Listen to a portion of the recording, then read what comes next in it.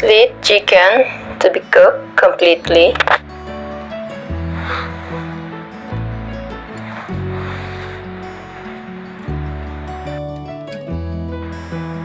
Add 1 bottle 7-Up or Sprite.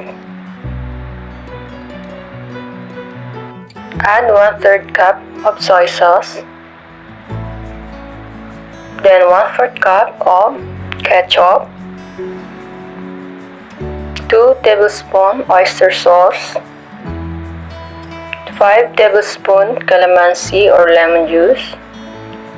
6 cloves garlic mash. 1 teaspoon black pepper. Wrap chicken its piece so the spices penetrate to the skin.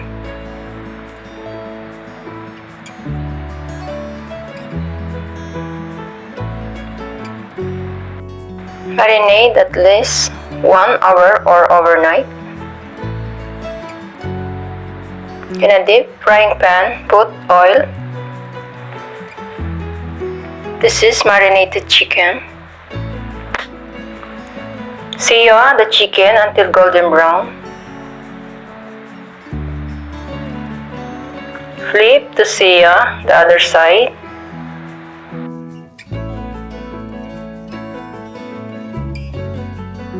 After searing both sides, add the sauce from marinade.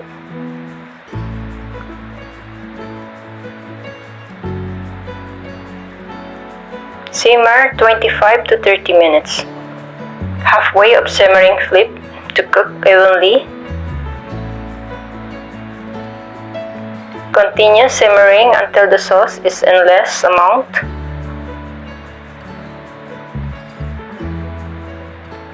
This is ready. But to make it even tastier, let's do another step. Remove some of the sauce. Reserve it later when serving. Leave just a little bit of sauce. Then turn the heat to high.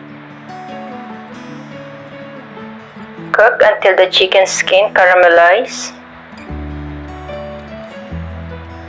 This step will mimic the taste of grilled chicken barbecue. Look at the color.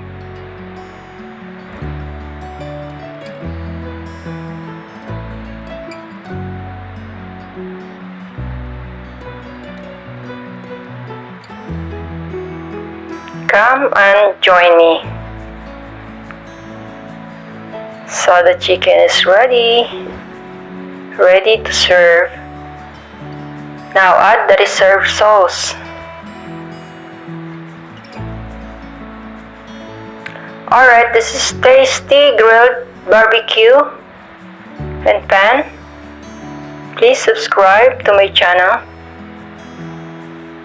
Hope you learned something with my new recipe.